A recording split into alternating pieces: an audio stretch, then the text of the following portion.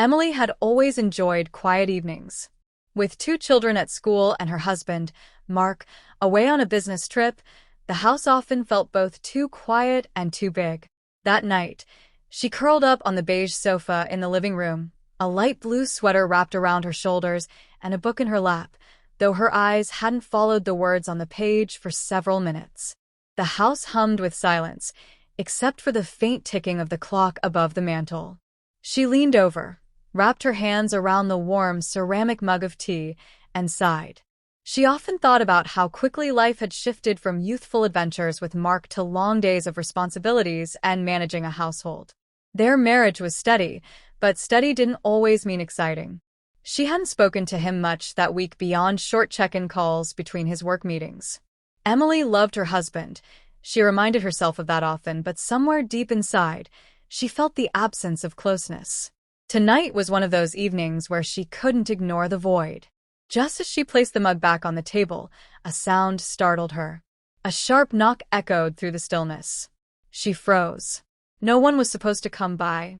Her closest neighbor lived half a mile down the road, and unexpected visitors were rare. She waited, holding her breath, hoping maybe she had imagined it.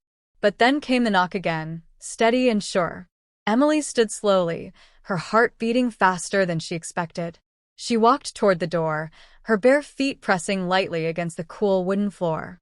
Through the glass pane, she saw the shadow of a man standing on her porch. She hesitated, fingers hovering over the doorknob. For a moment, she thought about not opening it, about pretending she wasn't home. But something inside her urged her forward. She pulled the door open, the porch light flickering above. "Emily," the man said, his voice familiar. It was Daniel, an old friend from years ago.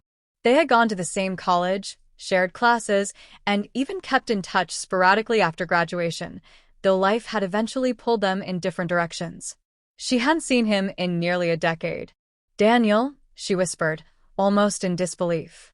He offered a faint smile, though his eyes carried a heaviness she hadn't seen before. "I was passing through town. I know it's late, but I didn't know who else to see." Without fully thinking, Emily stepped aside and let him in. She shut the door gently, feeling the weight of the night close in around them. They sat at the dining table, two steaming mugs of coffee between them, though neither reached for a sip. Emily noticed how Daniel seemed older, more tired, yet there was still something familiar about him, like a piece of her past she had long forgotten but never erased. "Are you okay?" she asked softly, breaking the silence. Daniel exhaled, rubbing his forehead. "Not really. Things at home, they're not good. I didn't plan to stop by, but when I drove past the old street, I thought of you. I remembered you always had a way of listening." Emily felt a tug in her chest. He looked worn, not physically but emotionally, like someone who had been carrying too much for too long. She wanted to comfort him, yet she was also aware of the unusual situation. Here she was, alone in her house, with her husband miles away, and an old friend sitting at her table late at night. For the next hour, Daniel spoke. He told her about his struggles, about how his marriage was falling apart, and how he often felt invisible in his own home.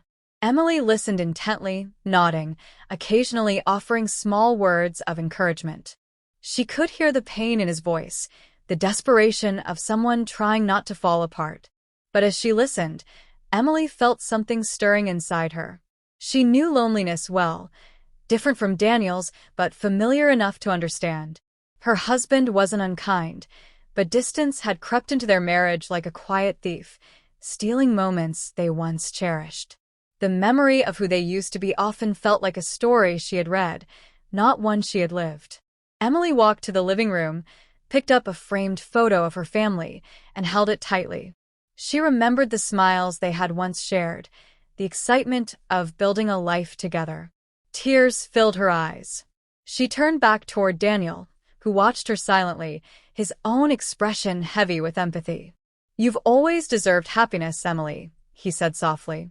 His words cut through the quiet, and she swallowed hard. For a long moment, they stood in silence, both knowing there were things they could say, paths they could take, but shouldn't. She shook her head gently, grounding herself in reality. "We've both got a lot to figure out," she whispered.